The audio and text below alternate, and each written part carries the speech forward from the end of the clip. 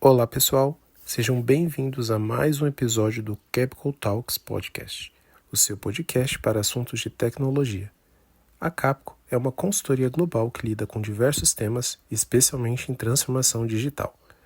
No episódio de hoje, traremos uma visão atualizada sobre as boas práticas em infraestrutura como código. Para nos ajudar a entender mais sobre a importância de se discutir esse tema no mercado da tecnologia, vamos acompanhar o debate de nossos especialistas. Os participantes de hoje são Rodrigo Assis, consultor e parte do time de liderança de arquitetura da Capco no Brasil, e, como convidado para o bate-papo de hoje, o Rafael Luz, gerente de tecnologia, cloud, DevOps e FinOps na Kigo. Aproveitem a discussão e um bom podcast a todos. Rafael, tudo bem? Então, prazer estar com você aí. Bom, antigamente os desenvolvedores, eles não precisavam pensar muito em infraestrutura, né? O que você acha disso? Antigamente, como que era a relação dos devs com a infraestrutura? Esse é um bom ponto, né? Porque se a gente parar para pensar, bem antigamente os devs não se preocupavam tanto com a infraestrutura. Já nos dias mais modernos, com a tecnologia bem mais avançada, um desenvolvedor, além da parte de codificação, ele tem aquela preocupação de código em produção, de infraestrutura e tudo mais, né? Com certeza.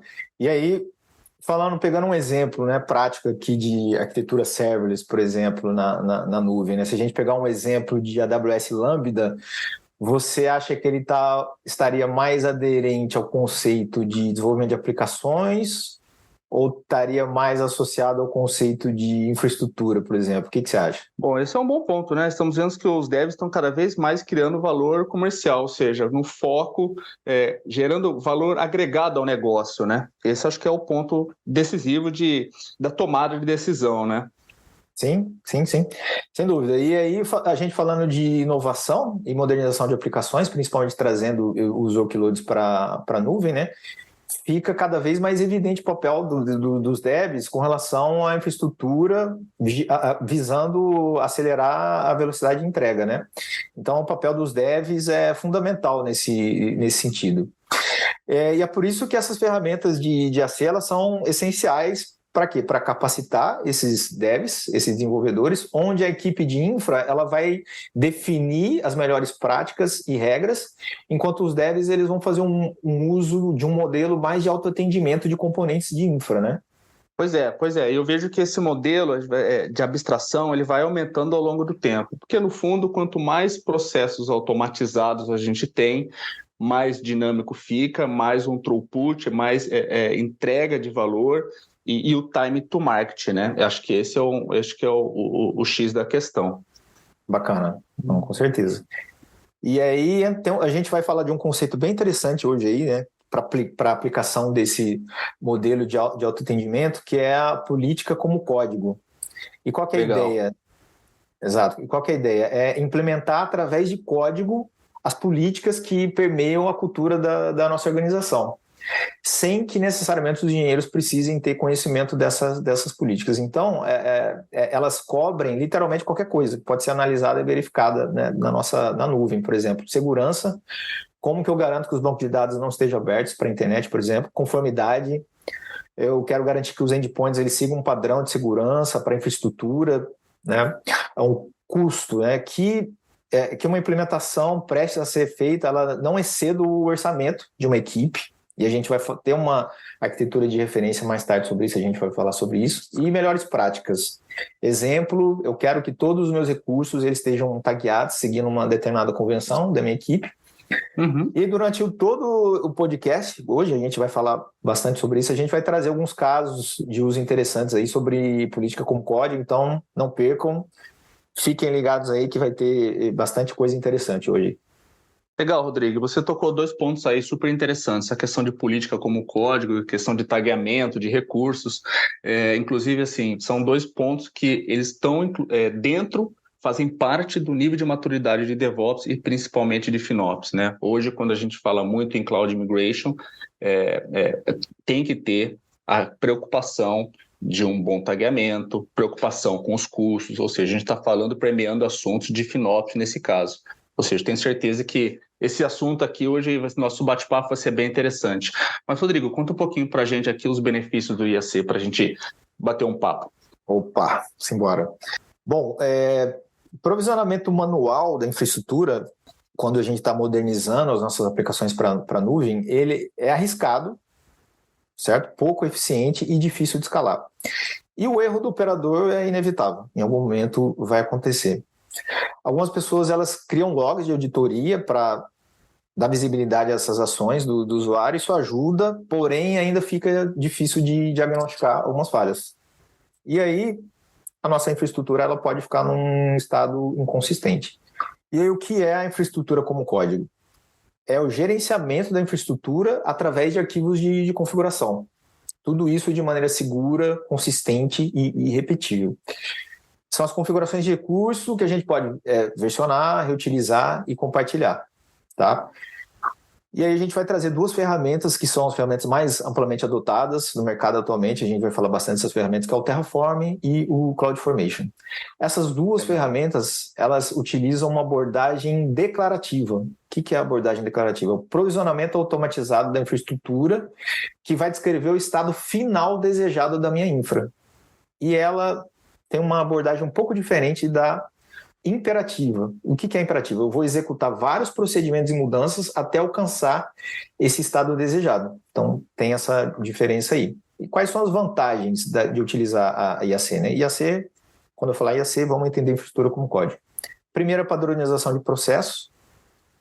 Ela vai me permitir uma adaptação mais ágil às mudanças de tecnologia e aos requisitos de negócio. E ela utiliza as mesmas práticas de engenharia para a nossa infraestrutura.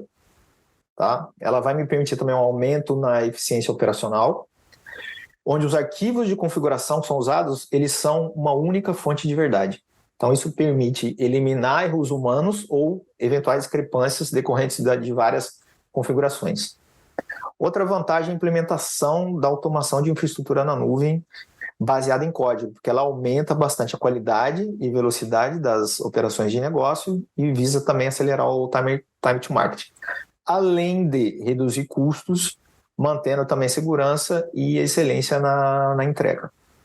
Rodrigo, então assim, eu vejo que independente da ferramenta, né, existe N ferramentas hoje de mercado, o foco é na questão da eficiência operacional, automatização de processos, diminuindo erros humanos, acelerando o time to market, isso trabalhando com diversos cloud providers.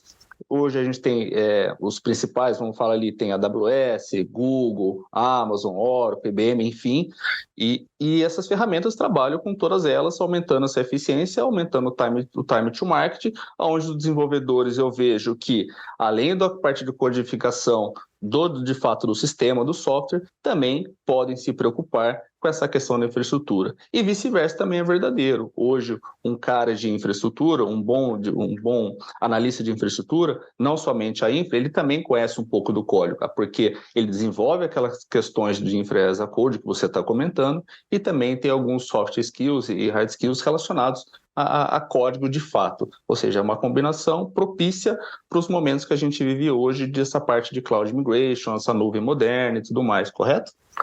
Maravilha, é isso mesmo, Rafael. E aí, nesse sentido, a gente vai falar um pouco agora de princípios básicos. A gente vai, através do uso do Terraform, a gente vai falar de alguns conceitos importantes que vão melhorar o nosso entendimento com relação a essas ferramentas que você citou, né? E a gente vai entender, por exemplo, como que o Terraform e o CloudFormation funcionam, de forma a manter a consistência desses ambientes, desses provedores, né, da nossa infraestrutura e mitigar eventuais erros, e visando também facilitar o diagnóstico de eventuais problemas. Então, vamos pegar o seguinte contexto. Imagina que eu estou criando inicialmente os meus arquivos de configuração, meus módulos ali no Terraform. E primeiro quando a gente der um apply nos arquivos de configuração, né, o Terraform vai fazer o quê? Ele vai atualizar e vai criar os recursos de infraestrutura no provedor de cloud. E outra coisa que ele vai fazer, ele vai gravar os metadados sobre a nossa configuração no Statefile. A gente vai falar bastante Statefile aqui, que é o arquivo de estado. Então, beleza, provisionou os recursos, gravou essas configurações no Statefile, dos metadados. Durante as próximas operações de planejamento, quando a gente der o plan lá no Terraform, o que vai acontecer? Primeiro, ele vai executar uma atualização da memória para determinar quais mudanças vai propor a nossa infraestrutura. Ou seja, ele vai fazer uma comparação dos recursos rastreados no meu statefile com a minha infraestrutura real. Mas ele não atualiza o statefile ainda nesse momento. Portanto, ele vai fazer o quê? Ele vai verificar se os recursos na nuvem têm valores de atributos diferentes do que eu tenho no meu statefile, ou eventualmente um recurso excluído. Tá? E aí o que acontece? Se a resposta para essa pergunta for afirmativa, sim, existe diferença, a gente considera que houve um desvio de estado, ou em inglês, drift detection. Tá? Então esse é um princípio bastante importante. Quais são as causas possíveis desses desvios de estado? Alterações manuais feitas na nuvem, ou então a utilização de alguma ferramenta de gerenciamento de configuração. E o statefile ele tem um papel crucial no fluxo de trabalho do Terraform e no CloudFormation também. Por quê? Porque ele vai fornecer a referência para todas as operações realizadas na infraestrutura ao longo do ciclo de vida da nossa infra. Então ele é a fonte de verdade do nosso provisionamento. E aí a compreensão dos desvios, ele precisa de alguma análise. A gente vai fazer uma análise para verificar por que houve aquele desvio. E após essa análise, a gente pode entender que é um desvio benéfico que a gente quer incorporar à nossa infra. Por exemplo, alguém criou um recurso de observabilidade na nuvem, por exemplo, uma métrica, ou ele pode ser prejudicial, que pode gerar um impacto na segurança, no custo e na confiabilidade do sistema, por exemplo, um recurso não rastreado, que eu não quero trabalhar com esse recurso no meu gerenciamento. Então, com base nisso, eu preciso resolver esses desvios. E aí a gente tem algumas alternativas. A primeira, se as alterações forem desejadas. Qual a possibilidade? Eu vou atualizar esse recurso no meu código, com essa nova configuração, e vou dar o apply. Eu vou aplicar essa alteração. Porém, a modificação de algumas propriedades de determinados recursos, ele pode levar à sua substituição. Ou seja, o recurso ele pode ser recriado durante a atualização, que eu não quero. Posso perder dados, posso perder esse recurso. Então, qual que é a solução? Eu vou importar a configuração no escopo de gerenciamento do Terraform, utilizando o Terraform Import. E aí, nesse momento, eu estou fazendo o quê? Uma reconciliação de recursos da nuvem com o meu statefile. Então, eu estou trazendo essa configuração desse recurso para o statefile e para os meus arquivos de configuração. Uma outra opção é se as alterações não forem desejadas, eu não quero aquelas alterações. Então, eu vou restaurar o estado original executando um Terraform Apply. E por último, se o recurso não for gerenciado pelo Terraform, eu vou desassociar o recurso. Eu não quero gerenciar esse recurso através do meu Terraform. Então, eu vou desassociar o recurso tanto do statefile quanto das configurações, dos arquivos de configuração do Terraform. Então, a gente viu dois conceitos importantes aqui, utilizando o Terraform, que é a detecção de desvio e gerenciamento de estado.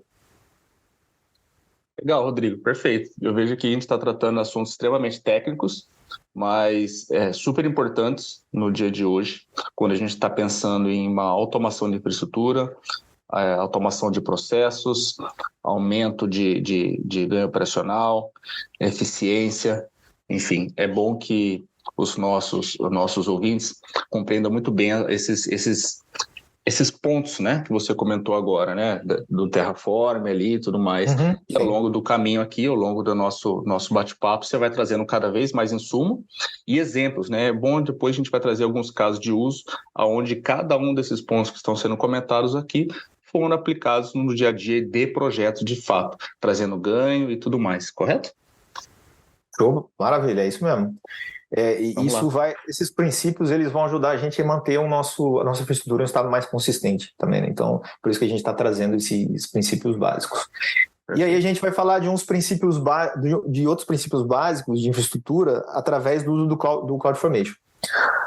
CloudFormation é o serviço gerenciado da AWS para provisionamento de infraestrutura. Ele também realiza a detecção de desvio, verificando se a infra provisionada está sendo mantida nesse estado consistente. E ele recebe uma resposta detalhada se algo mudar, comparando a stack, no caso do CloudFormation, é um agrupamento de recursos, e a infraestrutura real. E qual é a maneira que o CloudFormation tem de tratar um desvio? É bem semelhante ao Terraform. No CloudFormation você não precisa gerenciar o estado, porque isso é feito de forma automática, que é uma grande vantagem. A diferença está na reconciliação. A reconciliação de recursos ela vai ocorrer entre a stack e a infra provisionada. E aí vamos imaginar o seguinte, que eu quero ter um aumento de produtividade para criar os arquivos de configuração, que nem sempre é fácil a gente criar esses templates, né? Então, no caso do CloudFormation aqui, vamos imaginar que eu vou iniciar o meu template do zero. E aí eu tenho duas opções. Eu posso utilizar o AWS CloudFormation Designer, que é uma ferramenta gráfica. Ela vai me permitir criar, visualizar e modificar modelos do CloudFormation, utilizando uma interface drag and drop, né, arrastando os recursos ali, linkando os recursos. E friendly, né? Eu entendo que aqui já é uma visão mais friendly ali pro desenvolvedor, quem está operando ali na nuvem, né? Não precisa codificar by the book, né? Algo mais, igual você comentou, drag and drop, arrasta recursos para lá e para cá, trazendo ali um pouco mais de facilidade, né? Exato, mais fluido, com certeza. E ali, nessa ferramenta mesmo, eu posso editar os detalhes dos meus arquivos ou no formato JSON ou no formato YAML. E aí, um outro ponto eu posso provisionar os recursos através da console, de forma manual, e posteriormente eu vou trazer esses recursos existentes para o gerenciamento da AWS CloudFormation, como utilizando o comando import. O comando import que a gente viu também no Terraform.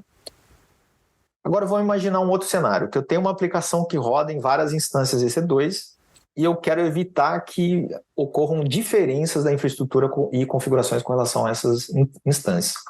E alguns problemas eventualmente podem ocorrer, como por exemplo, eu posso enviar um arquivo de configuração para o servidor errado, ou eventualmente eu posso ter ambientes com configurações diferentes. Exemplo, deu um erro em produção e eu não consegui reproduzir nos testes automatizados o erro em QA, porque existe essa diferença. E aí o que eu preciso garantir? Eu preciso garantir previsibilidade e eu quero facilitar o troubleshooting desses ambientes, né? Então, para isso, para melhorar esses fluxos de trabalho, a gente pode utilizar um conceito que é o conceito de infraestrutura imutável. E quais são os princípios? Nenhuma modificação em servidor em execução é permitida. O servidor ele deve ser completamente substituído por uma nova instância com essas alterações necessárias. Claro, sem interrupção dos aplicativos. E aí, por último, o servidor antigo é desativado e removido da infraestrutura. Né? Então, eu não vou atualizar minha aplicação, eu vou substituir a infraestrutura. Né? A utilização de infraestrutura imutável ela vai ajudar a melhorar a confiabilidade, a segurança e a escalabilidade da infra.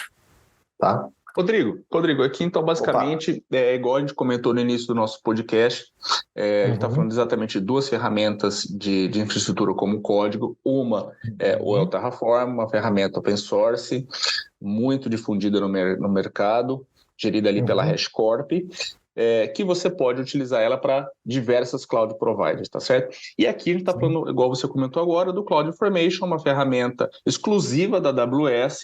Claro que tem um ponto aqui interessante relacionado a lock-in, mas eu acho que dependendo do contexto, dependendo do contrato que você tem com o Cloud Provider, faz sentido, ou dependendo do seu nível de contrato, do nível de maturidade, faz sentido você utilizar o Terraform. Acho que essa é a ideia, né? Trazer diferentes ferramentas com o mesmo objetivo, com a mesma finalidade, para que aí seja apurado, seja escolhido, né, a melhor opção para a sua criação da infraestrutura, da sua automação e tudo mais. Acho que é nessa linha, né, Rodrigo?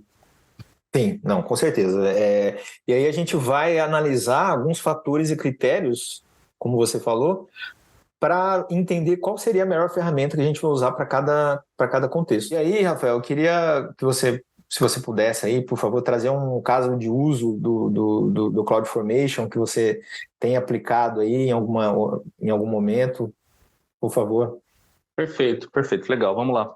Eu utilizei o CloudFormation num projeto bem interessante, onde foi uma aplicação mobile, onde estava 100% do projeto, 100% da infraestrutura estava na AWS, E fazia total sentido, igual você comentou, a utilização do CloudFormation, né? Claro que a gente tem a utilização do Terraform também para a AWS, mas, dado o contexto do projeto, dada a expertise do time de desenvolvimento, time de infraestrutura, a gente optou por utilizar o CloudFormation nesse momento, tá? Enfim, o que nós tínhamos toda a stack montada, todos os arquivos de configuração para todos os ambientes, seja, por exemplo, um ambiente de desenvolvimento, ambiente de teste integrado, ali homologação em produção. Utilizamos o CloudFormation para criar toda essa infraestrutura. Então, aqui eu estou falando de, por exemplo, do RDS, eu estou falando de EC2, eu estou falando de S3, exemplos clássicos, componentes clássicos de utilização na AWS, tudo via CloudFormation. Ou seja, o time ele não se preocupava em criar componentes na AWS para fazer o deploy, eles não se preocupavam nessa questão de configuração. O foco do time era, igual a gente comentou no início do podcast, era entrega de valor, foco no negócio, foco na lógica ali do sistema. Então, previamente, a gente montou algumas sprints para que criássemos todas essas stacks, toda essa infraestrutura como código, e era super simples, porque a partir do momento que o desenvolvedor gostaria que fizesse subir o código dele e fazer o deploy lá na infraestrutura, utilizava ali o CloudFormation para criar essa infra, para fazer o deploy, já subia a máquina, tirava a máquina, por exemplo, do balanceador, a nova já integrava ele, tudo via CloudFormation, e no final do dia esse processo super automatizado ganhava tempo, ganhava escalabilidade, porque praticamente o mesmo código era replicado para todos os ambientes da infraestrutura, desde o teste unitário até a produção de fato. O único ponto de cuidado é, igual você comentou, por exemplo, a questão de rollback automático, de ter algum tipo de erro no meio do caminho, mas não foi difícil montar essa infraestrutura, não foi difícil montar essa stack. O time já tinha essa expertise dentro de casa, o projeto era inteiro na AWS, então fazia todo sentido ali unir o útil ao agradável, né? Bacana. Sim, e falando de ecossistema AWS, uma outra vantagem do CloudFormation é a rapidez na disponibilidade de novos recursos, né? Por exemplo, você tem um Event Bridge, um recurso para arquitetura orientada a eventos, e aí assim que ele sair, com certeza a gente já vai ter disponível aquele recurso através do CloudFormation. As ferramentas são integradas, né? Sim, não, totalmente.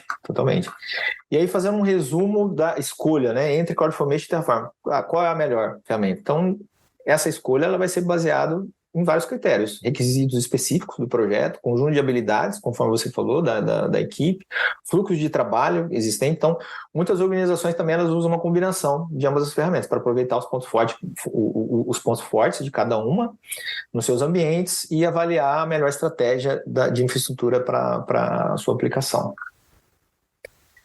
E aí agora a gente vai procurar aplicar esses critérios que a gente viu anteriormente aqui para decidir qual seria a melhor ferramenta para aquele determinado cenário. Então a gente vai trazer um caso de uso aqui e quais são os requisitos para esse primeiro caso de uso. Então vamos imaginar que uma empresa de e-commerce ele precisa analisar os padrões de compra em tempo real. É um grande volume de dados consumidos ali diariamente. A gente necessita de escalabilidade horizontal para lidar com um streaming de dados. E eu quero adotar uma estratégia multi-cloud para evitar lock-in e aproveitar os diferentes serviços que, eventualmente, os provedores de nuvem possam oferecer ali nas plataformas. Qual que seria a stack? Aqui eu não estou falando ainda de Terraform CloudFormation, a stack que a gente adotaria, né, que para esse caso a gente adotaria um Confluent Cloud, que é uma plataforma de streaming distribuído, né, um Kafka gerenciado, multi-cloud, onde eu não tenho necessidade de gerenciar, monitorar e configurar essa infraestrutura. Com o Cluster Link, que é um link altamente disponível, que na verdade é um único cluster Kafka virtual. Tá? Para esse cenário, para esse caso específico, a gente adotaria o Terraform. E por quê? Primeiro porque ele disponibiliza um provider Confluent, que vai me permitir provisionar esses recursos, reduzindo a complexidade, o risco e acelerando o time to market para aplicações de infraestrutura, principalmente de streaming de dados. É uma integração mais simples do Confluent aos fluxos de trabalho de nuvem, tanto a AWS quanto o Google Cloud. E a outra vantagem é as integrações com recursos de terceiros que o Terraform oferece. E aí, quais são as opções de Terraform? Para esse caso, eu escolheria qual versão de Terraform. A gente tem o Terraform Community, que é a versão open source, a mais comumente adotada, onde eu tenho um CLI ali para aplicar o fluxo de trabalho, e eu tenho o Terraform Cloud, que é uma plataforma SaaS, e ela permite provisionar a infraestrutura de uma maneira mais otimizada. E dentro do Terraform Cloud eu tenho diferentes versões. Eu tenho a Free Tier, né, que é a versão gratuita, ele vai me permitir o armazenamento remoto do meu state file, versionamento e backup também desse arquivo de estado. Ele vai facilitar a colaboração do meu time e ele também tem detecção de desvios com notificação automática. E aí tem a versão Standard, que a gente paga por recurso gerenciado. Tem a versão Plus, né, que é um modelo, apresenta ali um modelo de self-service, no code, para agilizar a infraestrutura. E por último, a versão Enterprise, que é para empresas com requisitos mais específicos de segurança e conformidade. Rodrigo, olha que legal, então. É uma preocupação da turma, né, que é relacionado à questão de suporte, né? Você comentou lá no início que a AWS, ela o CloudFormation na AWS, ela tem um suporte integrado, gerenciado por eles. Claro que existe um custo envolvido nisso. Já o Terraform é uma ferramenta open source, mas também tem sua versão paga. Quero dizer o seguinte, que tem suporte ali da HashiCorp, apoiando as empresas, apoiando os projetos nesse desenvolvimento, na ferramenta de fato. Ou seja, não é simplesmente uma ferramenta que é ali da comunidade, que se der algum problema não vai ter suporte de ninguém. Não, existe um suporte desde que você escolha a melhor versão para o seu projeto, conforme a necessidade, conforme a escalabilidade, conforme a criticidade, você escolhe ali a sua melhor versão da ferramenta do Terraform, ou seja, você vai trazer uma maior, talvez ali, maior confiabilidade por você ter um suporte em eventual problema do projeto. É isso? Faz sentido? Faz todo sentido, vai trazer mais segurança para a equipe, que você tem um suporte ali, né? Tem todo um apoio de uma equipe especializada naquela plataforma e vai trazer mais consistência, né, e produtividade. Isso vai trazer mais produtividade na hora de implementar a infraestrutura, com certeza. Perfeito. Maravilha. E a gente vai trazer agora um outro caso de uso e a gente vai falar aqui dos requisitos, né? Então vamos imaginar que a gente está implementando uma arquitetura de microserviço e eu quero garantir que apenas determinados colaboradores com permissão de aprovação possam realizar o provisionamento dessa infraestrutura. Tá? Eu quero o rollback automático da infraestrutura também, com backup da minha infraestrutura atual, e eu quero também a detecção de desvio automático, caso alguém altere alguma coisa da minha infraestrutura lá nos provedores. E a stack que a gente adotaria para essa solução, uma abordagem serverless, né, na AWS, com API Gateway, Lambda e DynamoDB, para a camada ali de banco de dados. E quais são as vantagens de utilizar essa stack? Aumento de produtividade dos devs, redução de custo operacional e retirar também a responsabilidade de provisionamento dos devs. Para esse caso de uso, a gente adotaria o CloudFormation. E por quê? Por que eu adotaria o CloudFormation? Primeiro, pela questão do uso de recursos do IAM. O IAM é um serviço da AWS de gerenciamento de permissões. Ele vai permitir a restrição de acesso a determinados ativos comerciais críticos. Tá? E aí, outras vantagens. Ele tem uma integração nativa do CloudFormation com o IAM, que é esse serviço, e ele vai também permitir uma maior granularidade do controle de acesso da implantação. E aí eu posso ter reversão automática em caso de falhas no provisionamento de recursos. O CloudFormation me oferece. O CloudFormation também me oferece detecção de desvios automática, garantindo que a minha infraestrutura permaneça num estado consistente. E, como você comentou bem, é a parceria, capacidade de suporte nativo para a nossa ferramenta de AC, que é um benefício bastante significativo. Legal, Rodrigo, legal. Você sabe que na época, igual eu comentei há pouco, né? Quando nós utilizamos no projeto, que foi um projeto, um aplicativo mobile do setor fitness, então era basicamente aonde o usuário final poderia escolher alguns exercícios para fazer em casa ou em sua academia e tudo mais. Porém, é gozado, né, que nem tudo são flores, né? Na época, quando eu estava utilizando, né, do projeto, já tem alguns anos, e aí a tecnologia evolui rapidamente em relacionado a isso, não tinha essa questão do rollback automático. Ou seja, então sempre quando dava algum tipo de problema, por exemplo, na stack do CloudFormation, ali nos recursos, a gente tinha que deletar toda aquela stack, deletar os recursos de infraestrutura e recriá-los. Não era algo que acontecia com frequência, mas em alguns casos realmente sim acontecia. E em casos mais graves que você não conseguia de fato deletar aquela stack lá no CloudFormation, a gente tinha que acionar o suporte da AWS, entrar em contato com eles, pedindo a exclusão dos recursos, a exclusão da stack, porque a gente não conseguia fazer isso de forma manual. Ou seja, claro que tudo isso ao longo do tempo foi sendo aprimorado, e aí você comentou muito bem, já tem essa questão do automático, já tem questões de desvios, falhas e tudo mais. Mas na época, há bons anos atrás, não era tão simples essa utilização, e aí hoje, poxa, que bom que tem esse tipo de tecnologia que nos auxilia, né? Sim, os provedores eles estão em constante evolução dos serviços, né? Serviços gerenciados, principalmente, que vão dar todo esse suporte, mais agilidade na disponibilização desses recursos, né? Como detecção de desvio, rollback automático e tal. Bacana, é bem interessante. E aí, Rafael, a gente vai falar agora de melhores práticas adotadas para infraestrutura como código, né? A gente vai percorrer a gente vai percorrer todo o ciclo de vida e fluxo de trabalho da nossa infra, vamos fazer um passo a passo e mostrar algumas práticas e algumas dicas no uso dessas ferramentas de IAC. Visando o quê? Maximizar a eficiência e aprimorar, otimizar os fluxos de trabalho. Então, o primeiro ponto aí é o sistema de controle de versão. Para gerenciar eficientemente a nossa infraestrutura, usando código, a gente deve tratar o código da infra de maneira equivalente à forma como a gente trata o código da nossa aplicação. Ou seja, os arquivos de configuração vão ser uma única fonte de verdade. E qual é a vantagem disso? Cada mudança ela é rastreada e auditada.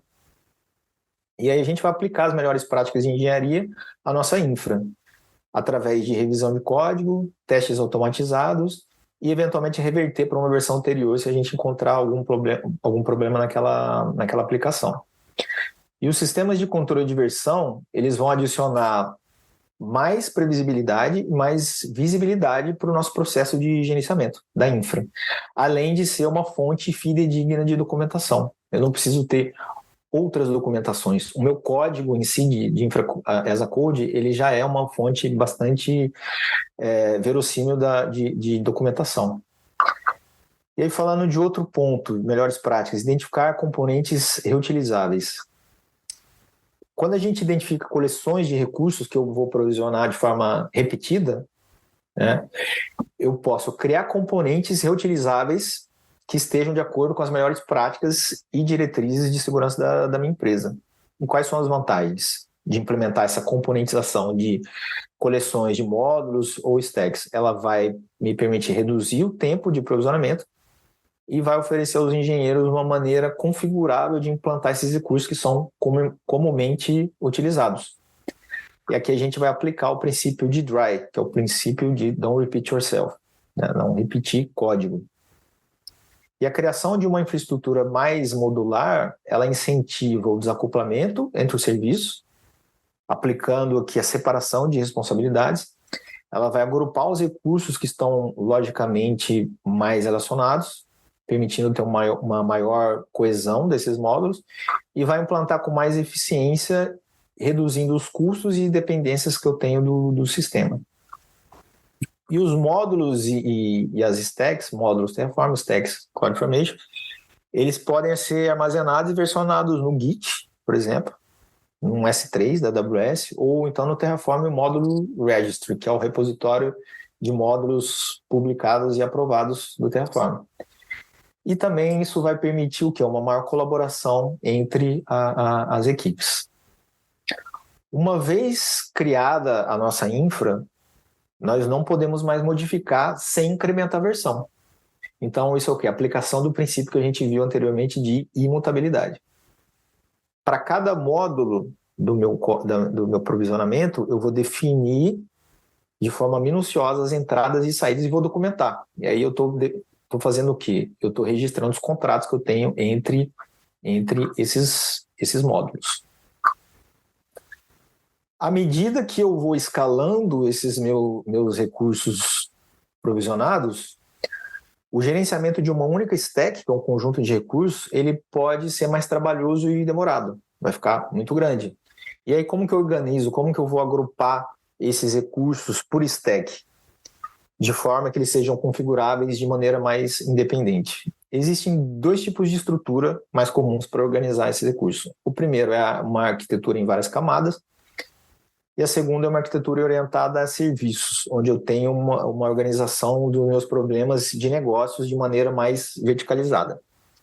Aqui a gente vai adotar... Opa, um ponto interessante aqui, né? Que a gente estava abordando melhores práticas e você trouxe para a gente aqui alguma das práticas de utilização das ferramentas, mas acho que seria bom comentar para os nossos ouvintes o seguinte, que todas essas práticas e muito mais é possível identificar, encontrar nos próprios sites do fabricante, seja na HashiCorp ou seja no próprio a documentação da AWS.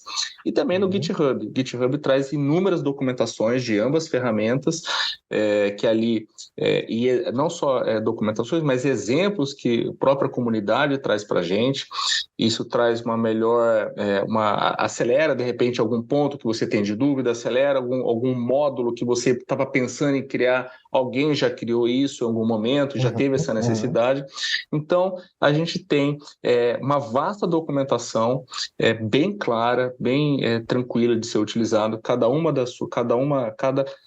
ferramenta com a sua determinada complexidade, mas é importante que seja feita uma leitura atenta sobre essas documentações. Tem versões diferentes, por exemplo, o Terraform, ali tem várias, igual você comentou, tem o Standard, Enterprise, mas a mesma versão que o Munich tem diversas versões de utilização, enfim. Quero só trazer esse ponto, porque às vezes o pessoal não lê tanto a questão de documentação, mas tem muita coisa interessante em ambas as ferramentas. Sim, tem esses aspectos de aumento de produtividade, de reutilização de componentes, de módulos, de templates disponíveis na internet, isso é bem interessante. Ao mesmo tempo, a gente tem que ficar atento também, porque muitos desses recursos, eles trazem algumas vulnerabilidades. Então, a gente também tem que, como você falou, ler a documentação, verificar, aplicar algum... A gente vai falar ainda mais tarde, agora ainda a gente vai falar daqui a pouco sobre alguns testes que a gente pode aplicar para verificar a qualidade, né, desses templates, mas realmente é um ponto Perfeito. Interessante. Vamos lá. Maravilha. E aí a gente vai adotar qual arquitetura aqui? A gente falou da arquitetura em várias camadas e arquitetura orientada a serviços. A gente vai adotar a arquitetura em camadas, que ela vai organizar as stacks em camadas horizontais que se sobrepõem. Você pode ter uma ou mais stacks em cada camada, mas dentro de cada camada as stacks devem ter recursos com ciclos de vida e propriedades semelhantes. Portanto, quando a gente for construir o nosso template, eu vou considerar 3 critérios para saber como agrupar esses recursos. Encapsulamento, recurso de infraestrutura de recursos com o mesmo escopo. Privilégios, eu vou agrupar recursos que forem de responsabilidade de um mesmo grupo. E volatilidade, onde eu vou separar a minha infraestrutura baseada no ciclo de vida desses recursos. Então, por exemplo, eu tenho uma equipe de engenheiros que possui uma aplicação de instâncias de AutoScale com um load balancer. A aplicação ela tem um ciclo de vida, ele é mantido pela equipe de devs, ou seja, ela tem uma alta volatilidade. E a aplicação também usa o banco de dados, por exemplo, que é mantido por uma outra equipe de administradores de banco de dados. E ela tem uma baixa volatilidade, essa camada de banco de dados. Então, qual é a solução? Eu vou criar stacks em camadas separadas, porque os times eles vão ter mais autonomia para gerenciar esses componentes, esses recursos agrupados.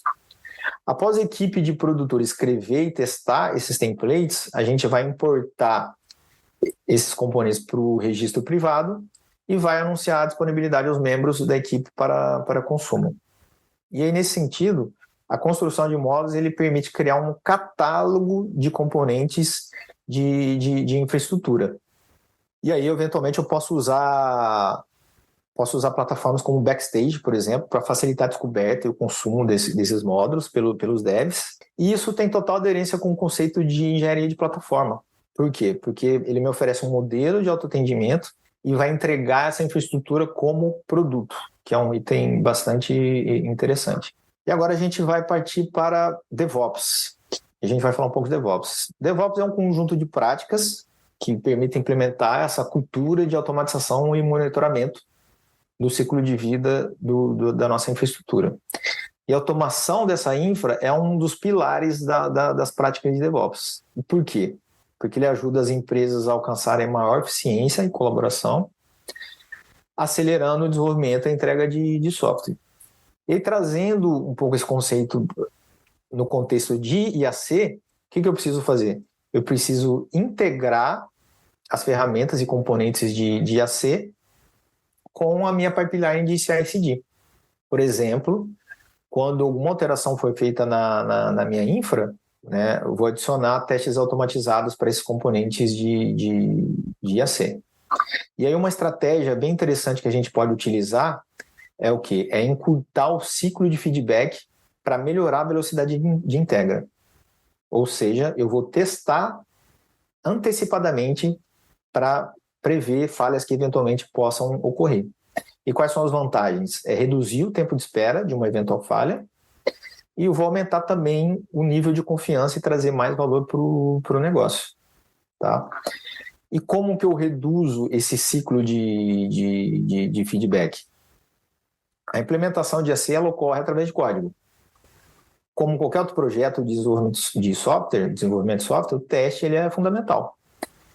E aí a gente vai fazer algumas verificações de testes. A gente vai primeiro falar das verificações pré-deploy, que são testes estáticos.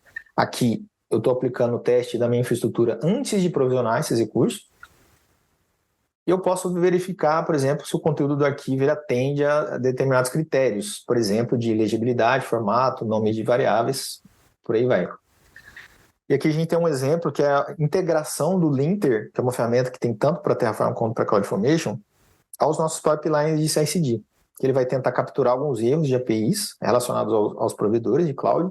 Ele vai analisar a sintaxe dos arquivos, verificar se a configuração é válida, e pode, por exemplo, verificar se os valores das imagens de instâncias EC2 são válidos. Tá? Eu vou falar aqui também de testes unitários. Para quê? Para que a gente teste esses módulos de forma isolada. Uma ferramenta interessante é o Local Stack, que é uma CLI, e ele vai me permitir implementar testes unitários para as aplicações AWS, onde ele eventualmente pode mocar ambientes serverless, que é um ponto bem interessante. Outros tipos de teste que eu posso aplicar, testes dry run, que eu vou aplicar durante a minha fase de planejamento. Então, eu vou executar o meu código de IAC parcialmente, vou validar esse plano, sem que eu precise provisionar os recursos. Isso me dá um ganho me dá uma economia de gasto, né? E uma outra ferramenta aqui é o ConfTest, que ele vai me permitir validar configurações de Kubernetes ou recursos serverless, por exemplo. Outros tipos de teste. Teste post-deploy, ou seja, testes dinâmicos. Aqui, sim, eu vou executar testes desses recursos e serviços após o provisionamento, ou seja, os recursos eles já vão estar provisionados e configurados. E aí a gente vai verificar se o ambiente estabelecido ele fornece recursos, critérios de autenticação e segurança que eu estou esperando para a minha aplicação. Eles devem ser executados em uma sandbox, que é um ambiente isolado na cloud. E uma boa prática é o quê? Esse ambiente ele tem que estar o mais próximo possível do ambiente de produção, para que eu tenha um comportamento de teste mais preciso. Tá?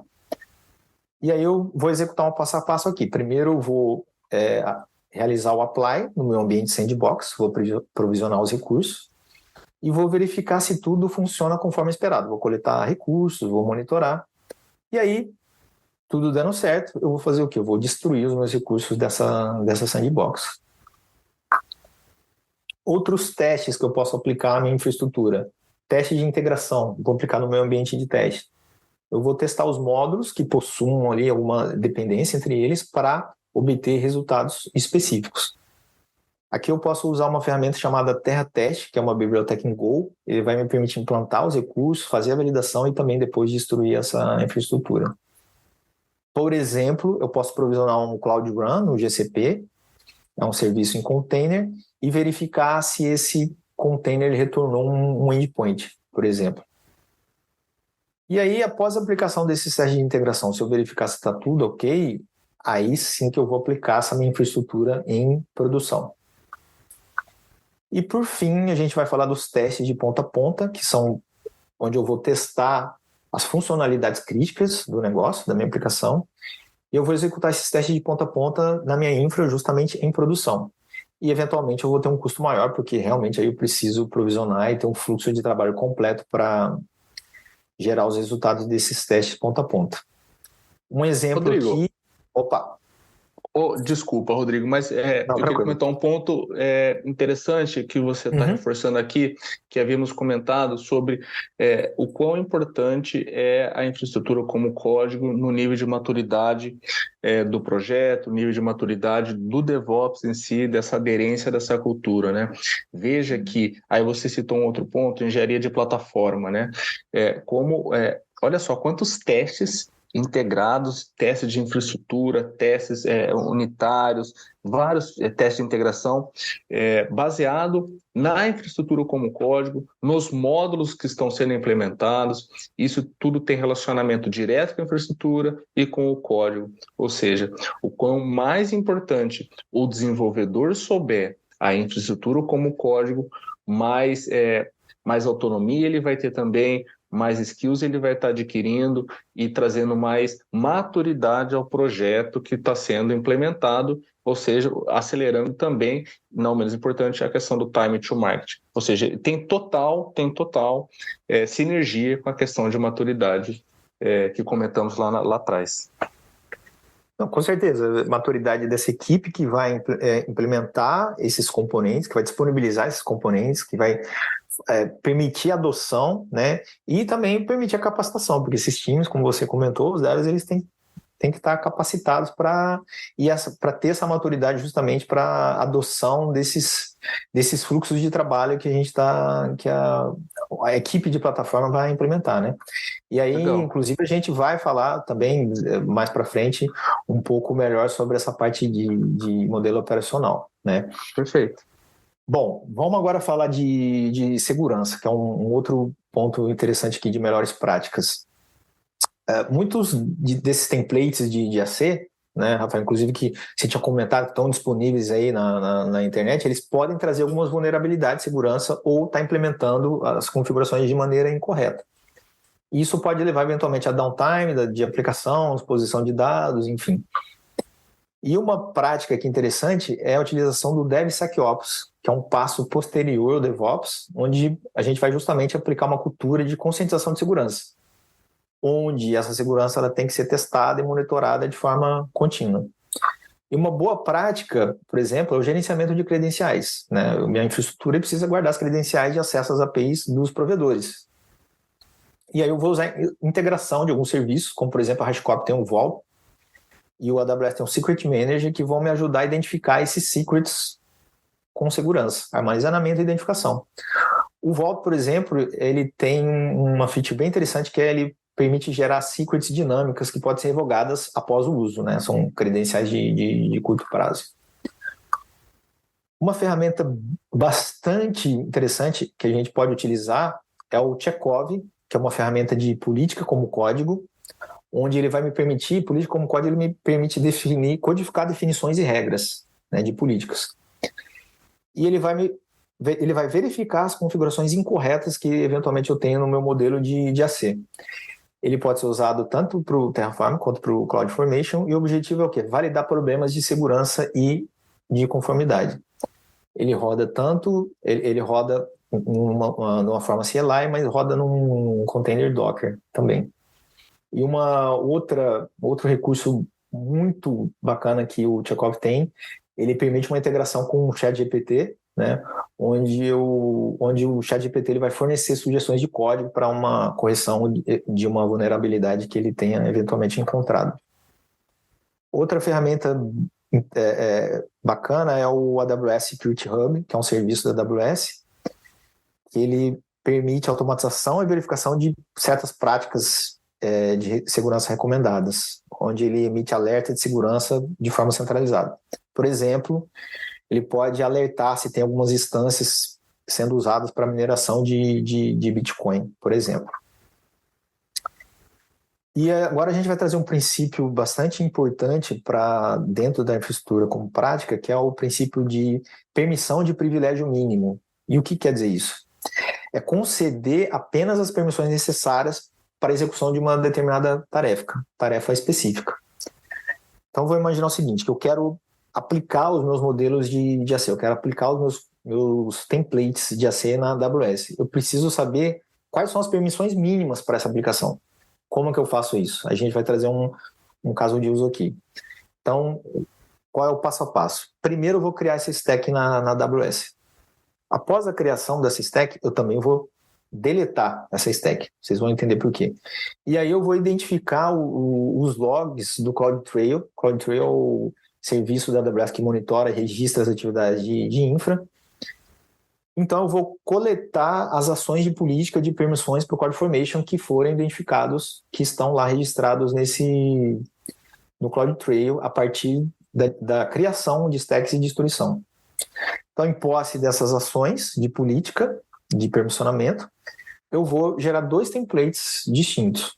Um template com as políticas e outro template com os recursos. Então, aqui eu estou organizando em camadas, como a gente falou anteriormente, estou aplicando a organização de recursos e eu estou aplicando também o princípio de permissão de privilégio mínimo, onde eu tenho apenas os privilégios necessários para gerenciamento de recursos. Eu não estou dando uma credencial aqui de administrador para uma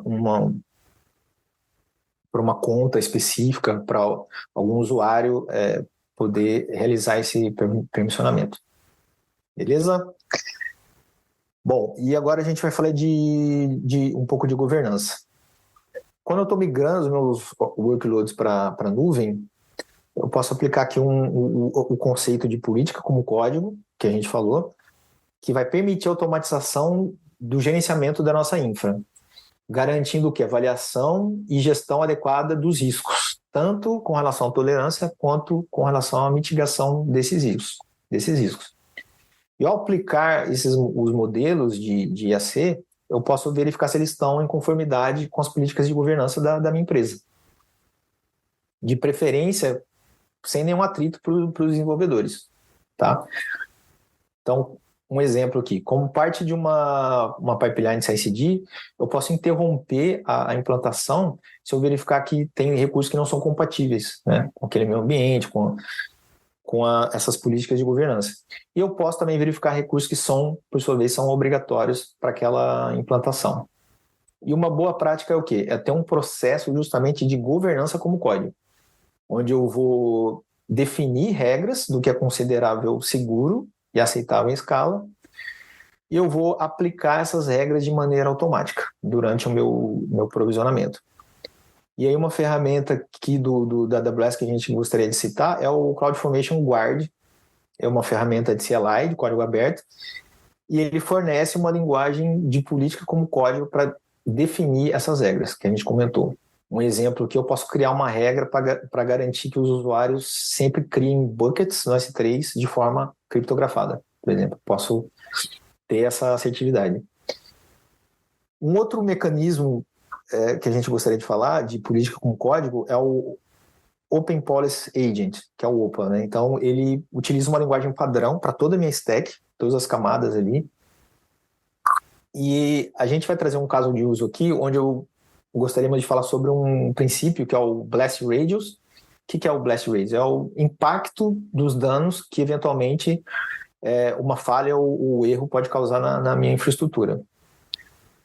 Para esse caso, o que eu posso fazer? Eu posso criar uma política para determinar o risco de uma implementação. Então, eu vou provisionar recursos na minha infra e eu quero analisar qual o risco daquela determinada implantação. Aí, utilizando o Open Policy Agent, eu posso atribuir diferentes pesos para cada tipo de mudança. Por exemplo, criação de recurso, um peso. Atualizar, excluir, vai ter um peso diferente. E para cada tipo de recurso afetado também eu posso ter pesos diferentes. Um cluster SS eu tenho um peso, uma instância C2 eu tenho um outro peso. Então, dessa forma, eu posso eventualmente interromper aquele provisionamento caso o raio de explosão, né, o blast radius, ele seja muito amplo. Então, isso vai trazer uma confiabilidade bastante grande que a gente está eventualmente antecipando aquela falha antes mesmo de provisionar os nossos recursos. Legal, Rodrigo, legal, muito bom saber de tudo isso, e acho que não menos importante, eu queria trazer só um aspecto muito relacionado à questão de custos, né? Hoje, igual eu comentei, é importante que os projetos, os desenvolvedores, o time, de uma maneira geral, tenha a preocupação com o contexto de custo, com o contexto de FinOps, né? Até porque é muito relativamente simples você criar uma infraestrutura na nuvem, mas gerenciar os custos dela não é tão simples como parece, né? Até porque não chega no final do dia, chega no final do mês, vem aquele extrato o boletim da fatura e pronto, né? Não tem como voltar atrás, você tem que pagar para dar continuidade no seu projeto, né? Então, seja na CloudFormation, seja na AWS, utilizando o CloudFormation ou utilizando o Terraform, é importante que o time tenha consciência dos gastos que o projeto, que aquilo que ele está desenvolvendo vai acarretar para o projeto. Ou seja, não é gastar mais ou gastar menos, é simplesmente gastar de forma inteligente. É saber que aquele código vai gerar algum tipo de custo. E quando eu estou falando que algum código vai gerar algum tipo de custo, eu quero trazer aqui um exemplo simples, utilizando o Terraform, que é o InfraCost, onde em tempo de desenvolvimento, ou seja, enquanto o desenvolvedor, enquanto lá o analista DevOps está subindo sua infraestrutura, nesse momento é possível saber quanto que vai ser gasto na nuvem com aquela infraestrutura. É uma ferramenta também open source que você acopla ali ao Terraform, e aí você chama ela via linha de comando, via CLI, e naquele momento você sabe que, por exemplo, o seu RDS, o seu EC2, o seu S3, alguns componentes de infraestrutura, vai custar X mil reais, por exemplo. Ou seja, de repente, ele pode estar provisionando algo que naquele momento ele não sabia. Puxa, eu estava pensando que isso aqui ia custar 2 mil reais, agora está custando 20 mil. Puxa, será que realmente eu devo aplicar essa infraestrutura? Devo aplicar esse código? Será que não é melhor rever se tem algum componente ou melhor prática de FinOps, de otimização de recursos, algum fine tuning que é necessário naquele código para que não gere aquele custo? Então, aqui é só um exemplo do InfraCost, onde você pode acoplar dentro do Terraform, onde o time de desenvolvimento, o time como todo, sabe antes mesmo de subir a infraestrutura quanto aquele recurso vai ser gasto na nuvem. Aí, com isso, a gente tem uma melhor disseminação dessa questão de custo, uma melhor prevenção também, para não chegar no final do mês e descobrir que aquela fatura está milionária e inviabiliza algum tipo de projeto. E aí, o que acontece? No final daí, acontece que todo mundo tem que correr atrás para reduzir aquele custo que poderia ser visto previamente, por exemplo, através do InfraCost, aqui no exemplo do Terraform. Maravilha, Rafael, é isso mesmo. O FinOps ele vai te dar essa visibilidade, né? Vai dar essa visibilidade para o time, e você citou aí o InfraCost, isso também vai permitir um gerenciamento mais seguro dos custos, né?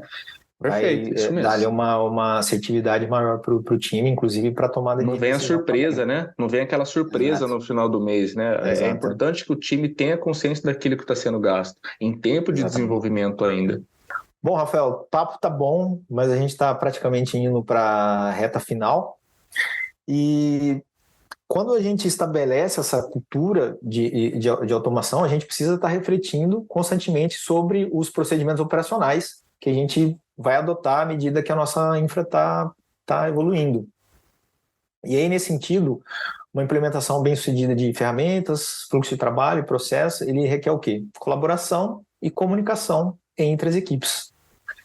E um ponto primordial para adesão aos provedores de nuvem é justamente uma mudança de mentalidade da empresa, uma mudança de mindset, um aspecto cultural, né? Ou seja, não adianta nada você investir capital e realizar todo um processo de adesão à nuvem se os colaboradores ainda estão com aquela mentalidade lá de data centers tradicionais. Exato. Né? Justamente. E aí, quais são os desafios que a gente enfrenta na nuvem? Complexidade de um ambiente multi-cloud, risco de ineficiência, conformidade, custo, que você falou bem aqui, equipes trabalhando de forma isolada. E aí, para esses desafios, a gente tem 3 perguntas em áreas principais aqui que a gente precisa fazer. Primeiro, pessoas, como que eu capacito essas equipes? Processo, como que a gente vai implementar um programa de autoatendimento, que a gente comentou aqui, né? E ferramentas, como fornecer melhor valor ao cliente e ao negócio. E uma possível resposta para todas essas perguntas é o quê? A criação de um modelo operacional em nuvem, que vai me permitir acesso justamente a esses serviços compartilhados e padronizados em cada uma das camadas operacionais da nuvem, seja infraestrutura, segurança, redes ou aplicações. E aí, essas jornadas de adoção de nuvem, né, elas seguem geralmente um padrão através de 3 estágios: adoção, padronização e escalonamento. Além de fornecer serviço compartilhado, essa equipe de plataforma que vai implementar esse modelo operacional, ela vai estabelecer os fluxos de trabalho, a aplicação de programas de treinamento vai servir como um único ponto de integração entre as equipes e vai fornecer também um sistema central para acompanhar e fazer uma auditoria em cima da adoção, como está sendo a adoção desse modelo e o uso eventual desse modelo. Então, sendo assim, é importante um roteiro bem pensado, um processo bem articulado, elaborado por essas equipes. Caso contrário, a adoção da nuvem pode ser muito lenta e pode ter um custo muito maior, como você mesmo comentou. Exato. Né? E aí as equipes de plataforma, elas precisam fornecer um sistema padrão de quê? De provisionamento e gerenciamento para as equipes de desenvolvimento e um modelo self-service para se concentrar melhor e mais nos seus próprios projetos e em ativos de negócio, que é realmente o ponto-chave aqui de toda essa questão de modernização, né? Bom, Rodrigo, eu queria só fazer um comentário, assim, só para a gente finalizar. Olha que interessante, né? A gente passou hoje aqui, falamos muito técnico, né? Foi um papo bem técnico aqui para os nossos ouvintes. Você mandou muito bem nessa questão do Terraform. A gente falou sobre DevOps, outra cultura muito disseminada hoje em dia. Falamos alguns dos desafios ali da nuvem. Falamos também sobre a questão de FinOps, né? Dessa questão de previsibilidade de custos, de gastar de forma inteligente.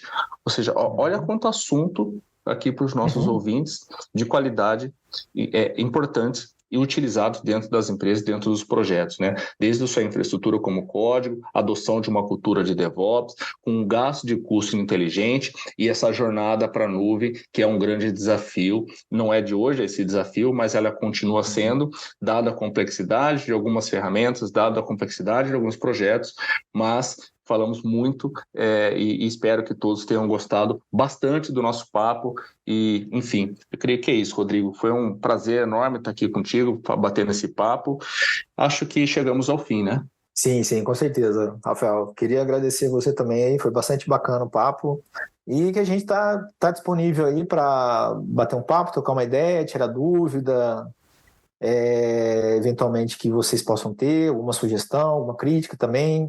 Nos procurem aí no LinkedIn, Rodrigo Oliveira Assis. O meu é Rafael Henrique Maziero Luz. Opa, show de bola. Então, contem com a Capco aí. Tamo junto. Obrigadão, Rafael. E até a próxima. Até a próxima, turma. Um abraço. Valeu. Abraço.